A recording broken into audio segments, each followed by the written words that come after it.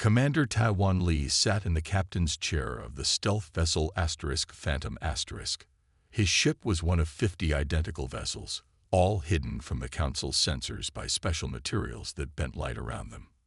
"Target in range," said his weapons officer. On the main screen, a large satellite floated in space. It was one of the Council's main communication relays. "All ships in position?" Taiwan asked. "Yes, sir. Strike teams are ready across all sectors." Taiwan checked the time. In exactly 2 minutes, human ships would hit 50 communication relays at the same moment. The Council would suddenly go blind and deaf. "Prepare to fire," he ordered. "Remember, clean hit only. No debris that could harm nearby stations." The weapons officer nodded. The target was close to a civilian space station. This was why the Council had put it there. They thought no one would dare attack it. 30 seconds, said Taiwan. He thought about his grandfather, who had been one of the first human ambassadors to the Council. They had laughed at him, treated him like a child. Now his grandson would help show them how wrong they had been. 10 seconds. The weapons charged with a low hum. 5, 4, 3, 2, 1. Fire. A pulse of blue energy shot from the Phantom *. It hit the relay and spread over its surface. There was no explosion. Instead, the relay simply went dark as its systems shut down completely. "Target neutralized," reported the weapons officer. "Confirm the other strikes," Taiwan ordered. Reports came in quickly. All 50 targets hit. All 50 relays down. The Council had just lost half of its ability to communicate across the galaxy. "Phase 1 complete," Taiwan said. "Return to base." As the Phantom * turned away, alarms began to sound. "Sir, Council warships approaching." Taiwan remained calm. "Were we detected?" "No, sir. They're responding to the relay going down, but they don't see us." "Let them search empty space," Taiwan said with a small smile. "We'll be long gone." On the Council's main world, chaos erupted. Leaders of the 5 species gathered in their emergency chamber. "How is this possible?" demanded the Krovax representative. 50 relays, all at once. "It must be rebels from the outer systems," said the Vector. "No," said the Draxid, looking at reports. "This was too coordinated, too precise." "It's the humans," said the Nexari, her tentacles moving quickly in distress. "They're responding to our demands." The Krovax laughed. "The humans, they have no military power. We made sure of that with the treaties." "Then explain this," said the Draxid, showing a new report. More communication systems were going down across Council space. The Zell representative bristled his fur. "This is impossible. Their ships aren't advanced enough to." "Clearly, we were wrong," interrupted the Nexari. The Krovax stood tall. "I will handle this. The Krovax fleet will crush this human rebellion in days." "You have permission to deploy," said the Draxid. "Show them the cost of defying the Council." Admiral Hajun Choi stood on the bridge of his flagship, the Vindication *. It was the largest ship humans had ever built, and until 3 days ago, it had been hidden inside a hollowed-out moon. "The Council's fleet is mobilizing," reported his sensor officer. "The Krovax are leading the charge. They're heading for Earth." Hajun nodded.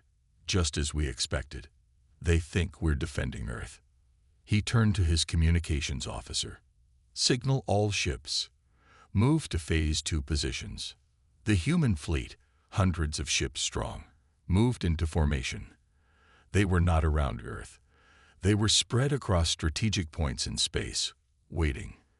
"The Krovax fleet will reach the Neptune defense line in 6 hours, said Ju Wu-Yun, who had joined the flagship as Chief Intelligence Officer. "And they expect to find a small human defense force," Hajun said. "Instead, they'll find Admiral Choi and the full might of humanity's hidden fleet," Jigu said with a smile. Hajun looked at the galaxy map. For the first time in 200 years, humanity was fighting back. "The Council thinks they know humans," he said quietly. "They're about to learn how wrong they've been." Supreme Commander Ju Seok Ryu stood on the bridge of the assault carrier Determination *. Around his ship, the largest human battle group ever assembled waited for his orders. Their target filled the main screen. Central Command, the most heavily defended station in Council space. "Status report," Ju Seok said calmly. "All ships in position," replied his second-in-command. "The Council has gathered their remaining forces to defend the station. They have 500 ships, heavy shields, and thousands of defense cannons." Ju Seok nodded. This would not be easy, even with human technology. The Council was fighting for survival now. "Open a channel to all ships," he ordered. When the channel was ready, he spoke clearly. "This is Supreme Commander Ryu. Today we end this conflict. Remember our goal: minimal loss of life. Target weapons and engines, not life support. We want surrender, not destruction." He paused. "The Council has ruled through fear for too long. Today we show the galaxy a better way. All ships, advance." The human fleet moved forward as one.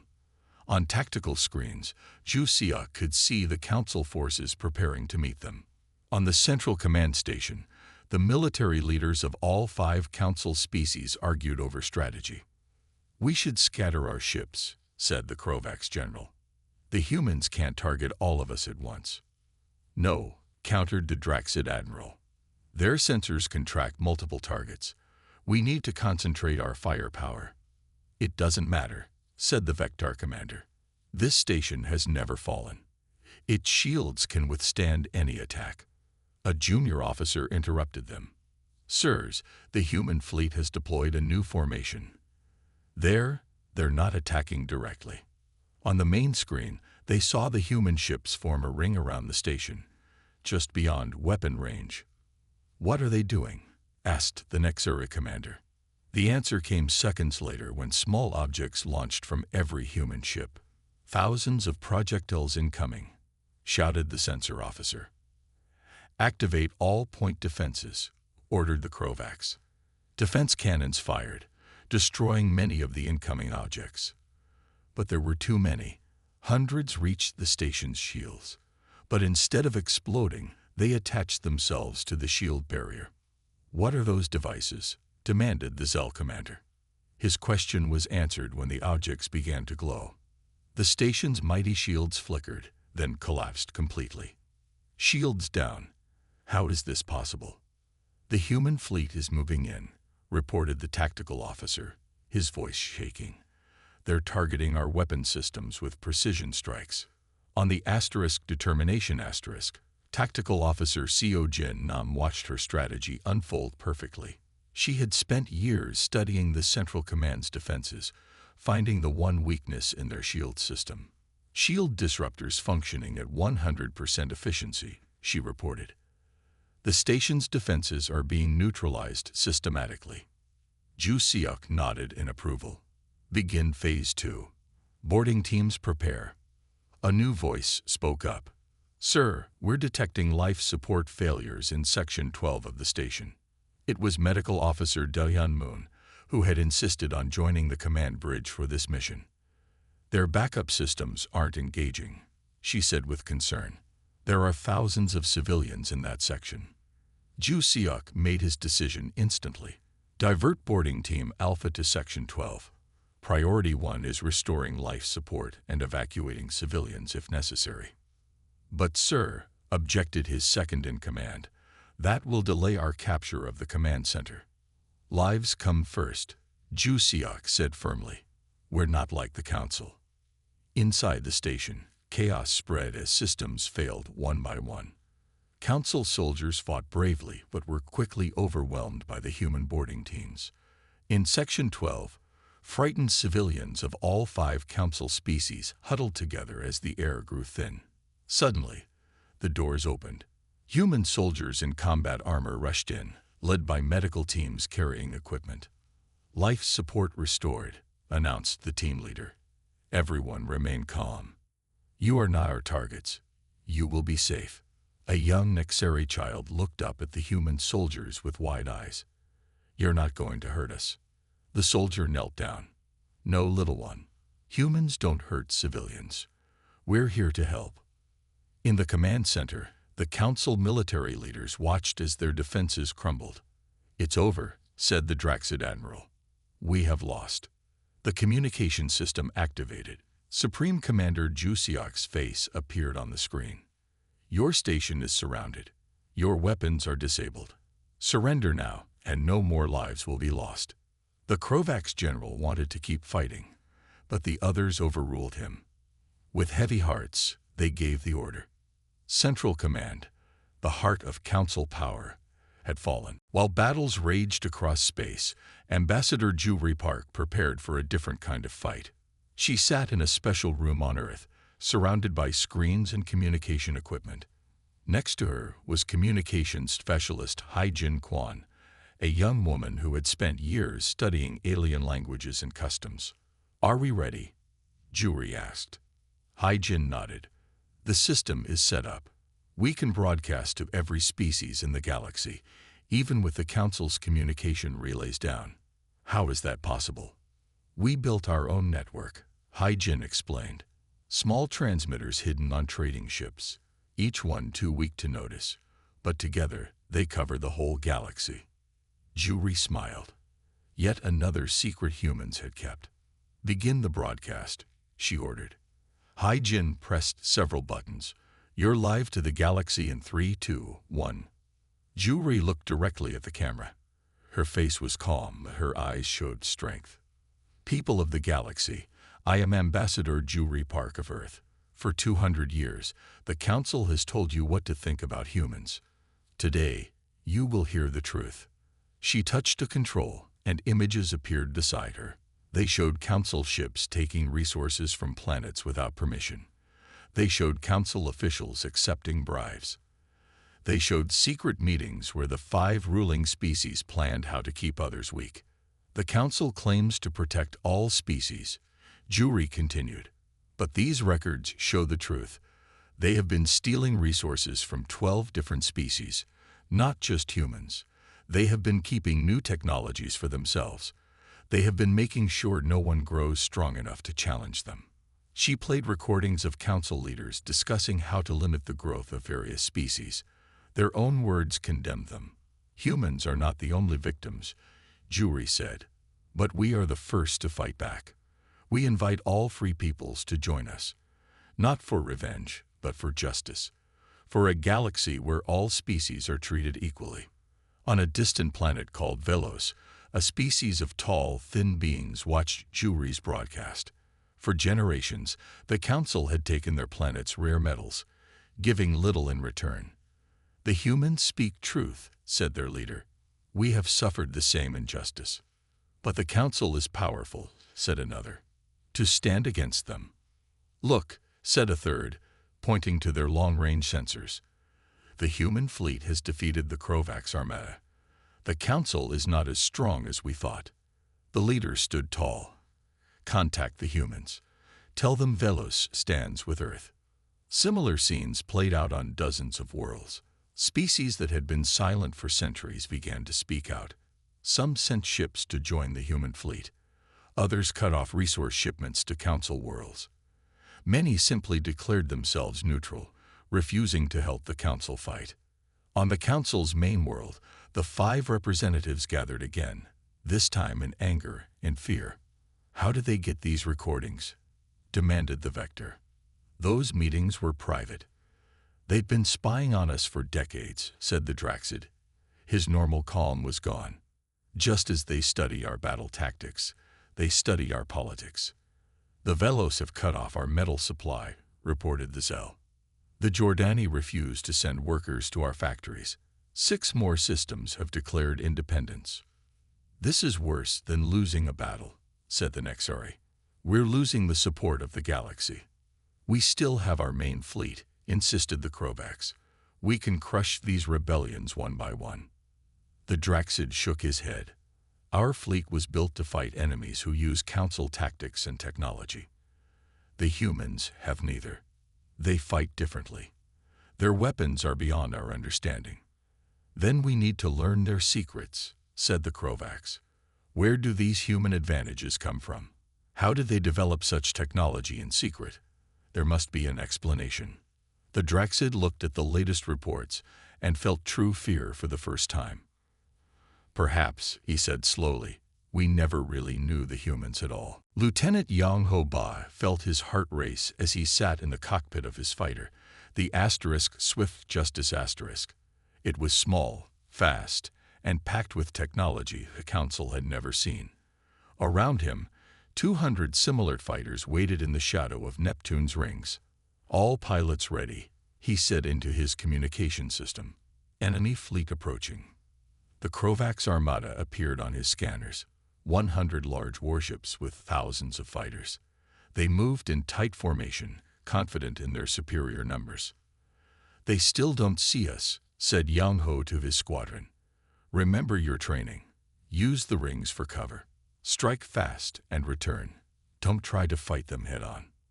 On the bridge of the Vindication Admiral Hejun watched the Krovax fleet approach.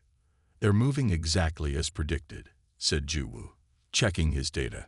Standard Krovax attack formation. Hejun nodded. They've used the same tactics for 500 years. Why change what works? He smiled slightly. Except this time, it won't work. He pressed his communication button. All ships prepare to engage. Fighters first, then cruisers. Capital ships hold until my signal. On the Krovax command ship, Captain Tsarek felt confident. He had fought many battles and won them all. His people were born warriors with tough skin that could withstand the vacuum of space for short periods. Their ships were the strongest in the Council's fleet. Approaching the humans' home system, reported his second-in-command. No sign of resistance yet. They're hiding behind their moon. Sarek said with a laugh. Prepare all weapons. We'll make this quick. Suddenly, his sensor officer shouted, multiple contacts, coming from the planet's rings. Sarek looked at his screen in shock. Hundreds of small ships were emerging from Neptune's rings, moving faster than any fighters he had ever seen. Impossible, he whispered. Yang Ho pushed his fighter to full speed. The Swift Justice shot forward, followed by his squadron. They moved in a pattern practiced thousands of times in simulation. Target their sensor arrays, he commanded. Make them blind. His fighter twisted and turned in ways that defied normal physics. The Council ships tried to lock weapons on him, but he moved too quickly, too unpredictably. Yang Ho fired his weapons at the first Krovax ship he passed. The energy beams cut through the ship's sensors like they weren't there. All around him, human fighters did the same. They didn't try to destroy the Council ships. They targeted specific systems, sensors, weapons, engines. On the Vindication Hejun watched the battle unfold. Phase 1 complete, reported his tactical officer. 50% of enemy fleet partially disabled. Begin Phase 2, ordered Hejun. Cruisers, move in. 40 human cruisers emerged from hiding positions behind moons and asteroids. They were smaller than the Krovax ships, but much faster. They moved between the larger enemy vessels, firing precise shots at key systems. On his ship, Sarek was shouting orders, but nothing worked. The human ships seemed to know his tactics before he used them. When he ordered his fleet to spread out, the humans were already in position to counter. When he tried to concentrate fire on one area, the humans had already moved away. How are they doing this? He demanded. How do they know our moves? His communication officer looked up with fear in his eyes. Sir, we're receiving a message. From the humans. Put it on screen, Sarek ordered. Admiral Hejun's face appeared. Captain Sarek, your fleet is disabled. Your weapons are offline. You have two choices, surrender or be destroyed. How did you predict our tactics? Sarek asked, his voice shaking with rage. Hejun's face showed no emotion. For 200 years, we studied every battle the Council fought. We ran millions of simulations. We know how you fight better than you do." "This is impossible," Sarek said. "Human ships can't." "You never knew real human ships," Hajun interrupted. "You only saw what we allowed you to see." A new alarm sounded on Sarek's bridge. His sensor officer's voice trembled as he reported, "Sir, more human ships approaching. Bigger than anything in our fleet." For the first time in his life, the Krovak's captain felt fear. Captain Do-hyun Kim stood tall on the bridge of the diplomatic vessel Resilience *. His face showed no emotion, but his hands were tight fists at his sides. On the large screen before him, Ambassador Juri Park was trying to speak to the Galactic Council. The 5 alien leaders kept cutting her off. "The terms are not open for debate," said the Vectar representative. His blue skin rippled with patterns that showed his annoyance. "Humans will surrender control of all trade routes through your sectors." "But those routes were built by human ships," Juri said, keeping her voice calm. "We spent 50 years mapping the safe paths." The Krovak's leader laughed, a harsh sound like metal scraping. "And now they will serve the greater good of the galaxy." Do-hyun watched as Juri tried again. For 5 hours, she had stood before the council. For 5 hours, they had treated her words like the buzzing of an insect. This was nothing new. For 200 years, humans had been treated as lesser beings. When humans first reached the stars, they found a galaxy already ruled by these 5 powerful species. At first, the council had seemed friendly. They offered help and technology. Only later did humans learn the truth. The council took human ideas and claimed them as their own. They put limits on where human ships could go. They made rules about what weapons human ships could carry. Every time humans found a new world to live on, the council found a reason why humans could not have it. "The decision is made," the Nexari leader said, her tentacles moving in slow waves. "Earth and all human colonies will surrender control of their trade routes within 30 days. If you refuse, all human ships will be banned from council space. All trade with humans will stop." Do-hyun saw the small shake of Juri's head. This was not a negotiation. It was an order. "What you ask would ruin our economy," Juri said. "Millions would suffer." "Then you should have thought of that before building ships that compete with council carriers," the Zell representative said, his fur standing on end. "Your ships are too efficient. Your prices are too low. It upsets the balance." In other words, Do-hyun thought, "We became too good at trade. We followed all their unfair rules and still found ways to succeed." "The council will now vote," announced the 5th member, a Draxid whose scaled face showed no expression. "All in favor of implementing the trade route restrictions on the human species." All 5 raised their hands or tentacles or claws. "Ambassador Park, you have your answer. 30 days. No exceptions." The screen went dark. Juri turned to face the camera that connected her to the Resilience *. Her face was tired, but her eyes were hard. "Captain, you saw." "Yes, Ambassador." The whole ship watched.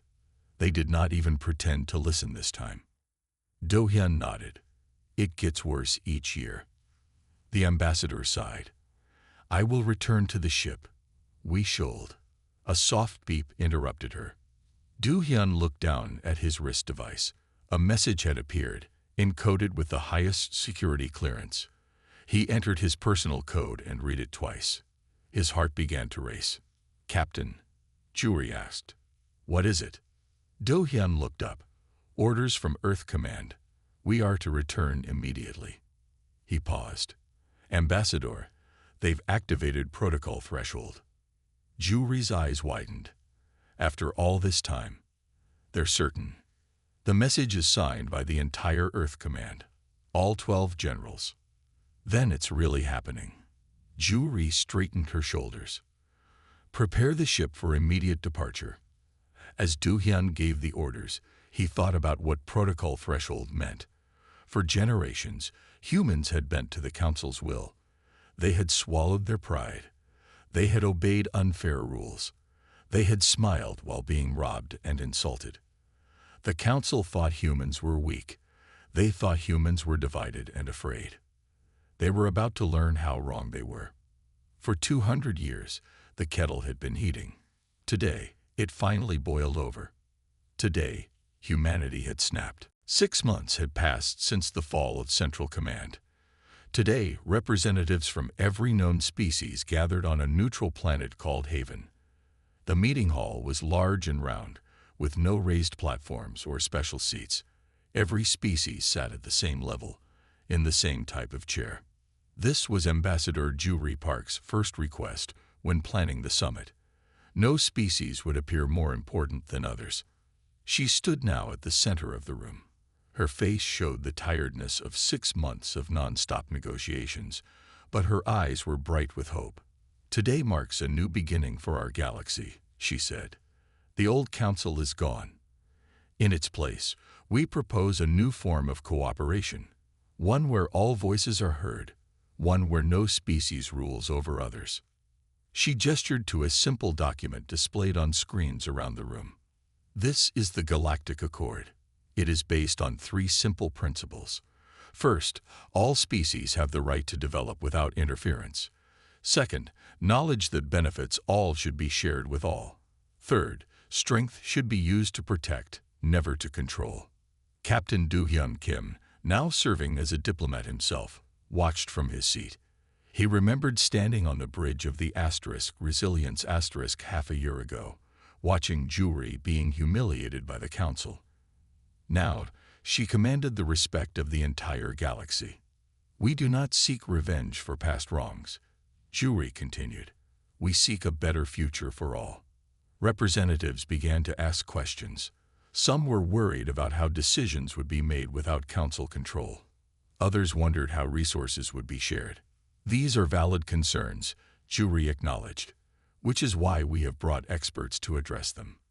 Engineer Sung Min Kang stepped forward. The creator of the phase drive now looked more comfortable in formal clothes than her usual lab coat. "The unified field technology that humans discovered is now available to all," she announced. "We have prepared teaching teams to help each species understand and develop it. This will solve many resource problems, as energy will become much more efficient and affordable." Many representatives looked shocked. The humans were simply giving away their greatest advantage. Scientist Min Ho-jong joined Sung Min. "We have already begun working with scientists from 15 different species. Together, we have made more progress in 6 months than humans made alone in decades. When we share knowledge, everyone benefits." A Krovax representative stood up. His people had lost the most in the war, as they had led the fight against humans. "Why should we trust humans?" he asked. "You hid your true power for centuries. You built weapons in secret. You could have destroyed us all, but didn't. Why?" Do-hyun stepped forward to answer this question. "Because destruction was never our goal," he said simply. "We wanted what all species want: to live in peace, to grow, to learn. The old council made that impossible, but now we have a chance to build something better." The Krovax seemed unconvinced. "Words are easy. Trusting former enemies is not." "Then let actions speak," said Do-hyun. He walked over to the Krovax and held out his hand in the traditional human greeting. "My name is Do-hyun Kim. I was your enemy yesterday. I would be your friend today, if you will accept." The room went silent. Everyone knew the Krovax rarely touched other species. Their culture considered it a sign of weakness. But this Krovax, after a moment of hesitation, reached out and took Do-hyun's hand. "I am Grawl," he said. "My people have much to rebuild. If humans truly wish to help rather than rule, then perhaps friendship is possible." Around the room, representatives from former council species and those they had oppressed began to talk to each other. Some with caution, others with hope. Jewry watched with satisfaction. "This is just the beginning," she said quietly to Do-hyun. "The real work starts now." He nodded. "But for the first time, we'll all be working together." The 5 council leaders sat in their emergency bunker deep beneath their capital city. Reports of defeats and rebellions came in from all directions. Their mighty empire was falling apart in days.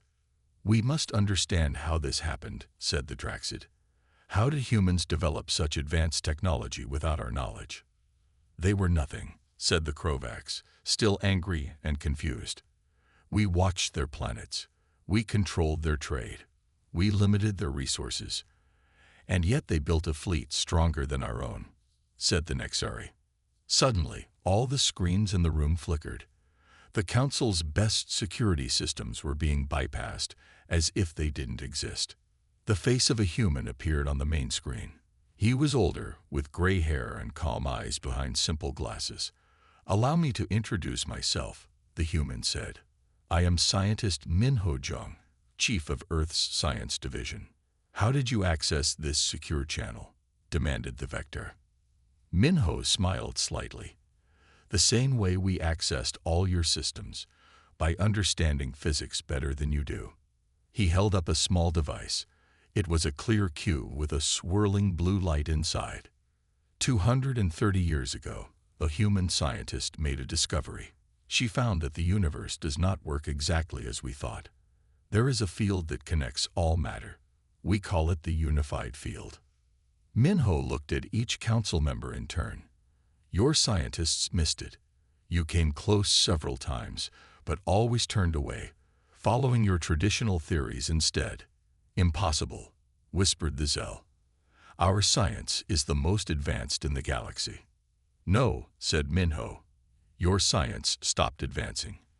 You became comfortable with what you knew. Humans kept questioning, kept searching." He touched the cube, and the light inside changed color. "This discovery allowed us to develop new energy sources, new propulsion systems, new weapons, new ways to communicate." The Draxid leaned forward. "If you had this advantage, why wait centuries to use it? You could have fought back long ago." Minho's face grew serious. "Because we hoped we wouldn't have to fight at all. We wanted peaceful cooperation. We tried diplomacy for generations." He put the cube down. "Do you know how many times humans brought proposals to the Council? How many times we offered to share our discoveries? Your records say 173 times. Each time, you dismissed us without truly listening." The Council members looked at each other. They had never taken human proposals seriously. "We could have shared this knowledge decades ago," Minho continued. "The galaxy could have advanced together. Instead, you forced us to hide our true capabilities while suffering your restrictions." "Why reveal this now?" asked the Draxid. "Because the Council left us no choice," Minho replied. "Your latest demand would have caused suffering on all human worlds. You finally exhausted humanity's patience." "Is that why you attacked?" asked the Nexari. "We didn't attack," Minho corrected. "We defended ourselves. There's a difference." The Krovax stood up. "What do you want?" "To rule the Council in our place." Minho shook his head. "We don't want to rule anyone. We want a fair galaxy where all species are treated with respect, where knowledge is shared, not hoarded, where strength protects the weak instead of exploiting them." "And if we refuse?" asked the Vector. "Then you've learned nothing," said Minho sadly, "and the fighting will continue until you have nothing left to fight with." The screen went dark. The 5 council members sat in silence. Outside their bunker, their empire was changing forever. "They could destroy us completely," said the Draxid finally. "Their technology is beyond ours." "But they haven't," said the Nexari slowly. "They disabled our ships. They exposed our secrets. But they haven't attacked civilian targets. They haven't killed our people." "What are you suggesting?" asked the Krovax. "That perhaps," said the Nexari, "we should listen to the humans." For the first time, 3 days after leaving the Council station, the *Resilience* reached Earth. Captain Du-hyun and Ambassador Juri were taken straight to an underground base in the old Rocky Mountains. The room they entered was large and filled with people. Maps of the galaxy glowed on the walls. At the center stood Admiral Hee-jun Choi, the head of Earth's space forces.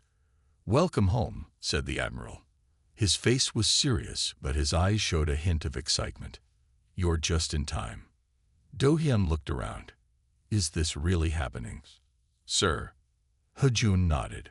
"For 50 years, we've been preparing." The council pushed too far this time. A side door opened, and a woman in a lab coat walked in. She carried a small metal box. "This is Engineer Sungmin Kang," said Hejun. "Show them." Sungmin opened the box. Inside was a small blue crystal that glowed with inner light. "This is the heart of our new engine," she said. "We call it the phase drive. It can move a ship through areas of space that the council thinks are impossible to cross." "How?" asked Juri. "The council's science is wrong," Sungmin said simply. "They believe certain energy fields block travel. We found a way around them." "And they have no idea?" Do-hyun asked. "None. We've kept it secret for 20 years. A tall man approached with a tablet. "Intelligence Officer Ji Woo-yoon." He introduced himself. "While the council thought we were being good, obedient humans, our diplomats and traders were gathering information." He touched the tablet, and the wall screens changed. They showed detailed maps of council space. "These red dots are their military bases," Ji Woo said. "The blue ones are their fleet positions. The green are their weak points." Do-hyun stared. There were hundreds of dots. "You've mapped their entire defense network." Ji Woo nodded. "And their communications, their supply lines, their emergency protocols." "How?" Juri asked. "Their security is supposed to be perfect." "They never saw us as a threat," Ji Woo said. "When a human cleaner enters a room, council members keep talking. When a human repair crew works on their communication systems, no one watches closely." Hejun stepped forward.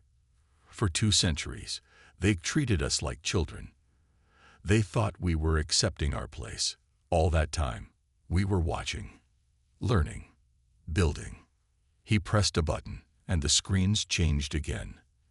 They showed images of ships, hundreds of ships, hidden in asteroid fields and inside hollow moons. "The Shadow Fleet," Hejun said with pride.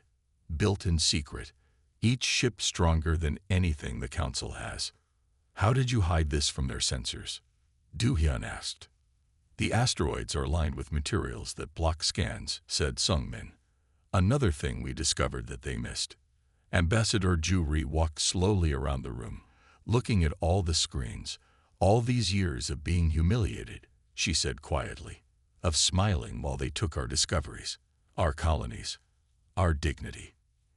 It ends now," said Hejun. "The council gave us 30 days. We'll only need 10. Jae-woo brought up another screen. "Phase 1 begins tomorrow. We'll hit their communication network first. They won't be able to coordinate their response." "And then?" asked Do-hyun. "Then we show them who humans really are," said Hejun. He turned to the room full of officers. "Send the signal. All ships deploy. Operation Awakening has begun." Do-hyun felt a chill run down his spine. The quiet, patient humans were quiet and patient no more. As he left the meeting, he passed a window. Outside, the night sky was filled with lights as ships rose from hidden bases all across Earth. The council had never bothered to look closely at human history. If they had, they might have learned an important lesson. The most dangerous enemy is not the one who fights back immediately, but the one who remembers every wrong while waiting for the right moment to strike. That moment had come. 20 years had passed since the signing of the Galactic Accord. The galaxy was a different place now. Trade routes were open to all. Knowledge flowed freely between worlds. Former enemies worked together on great projects that benefited everyone. Admiral Hejun Choi, now with gray hair and lines around his eyes, stood before a class at the Interspecies Military Academy. Students from 30 different species sat before him. Some had scales, some had fur, some had tentacles, but all wore the same uniform with the same symbol, stars arranged in a circle representing unity. "Today's lesson is about strategy," Hejun said, "but not just military strategy. Life strategy. A young Krovac student raised his hand. His name was Graltok, the son of the Krovacs who had first shaken hands with Do-hyun 20 years ago. "Admiral," he asked, "something has always confused me. When humans revealed their power, why didn't you conquer the galaxy? You could have ruled everything. Why choose a harder path?" Hejun smiled. This question came up often, especially from species like the Krovacs who valued strength above all. "Come with me," he said to the class. He led them to a large window overlooking the academy grounds. Outside, beings from dozens of worlds trained together, ate together, laughed together. "What do you see?" he asked. "The academy," said one student.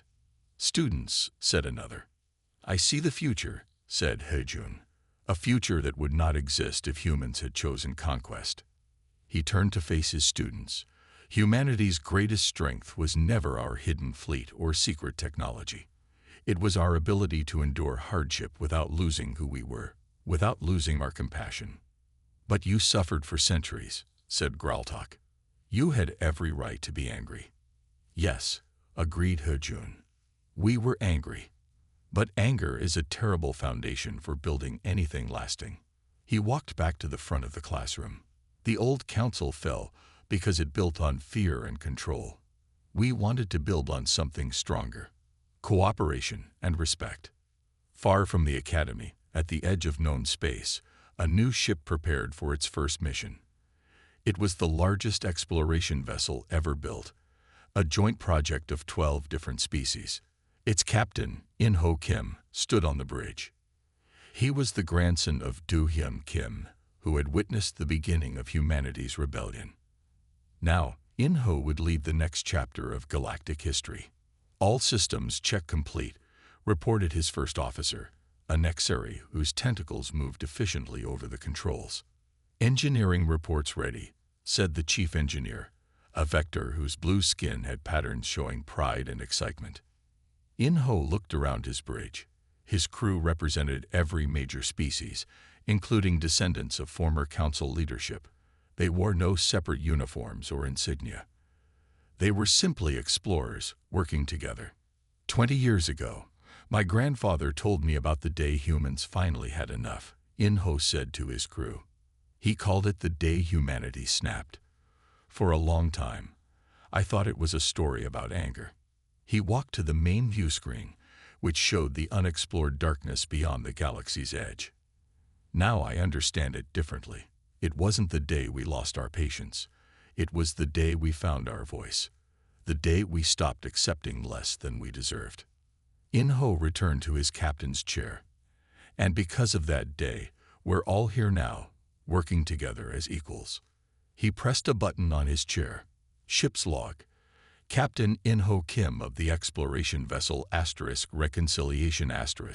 We are about to venture beyond the galaxy's edge, carrying the hopes and dreams of all our worlds." He looked at his diverse crew, each member ready for the journey ahead. "Our mission is to explore, to learn, and to grow. Together. Set course," he ordered. "Let's see what's out there." The *Reconciliation* moved forward, carrying beings who once fought each other but now shared a common purpose. Its name was no accident. It represented everything that had been achieved since the day humans finally snapped. The ship's log entry ended with words that would be remembered for generations. The day humanity snapped was not the beginning of an end, but the end of a beginning.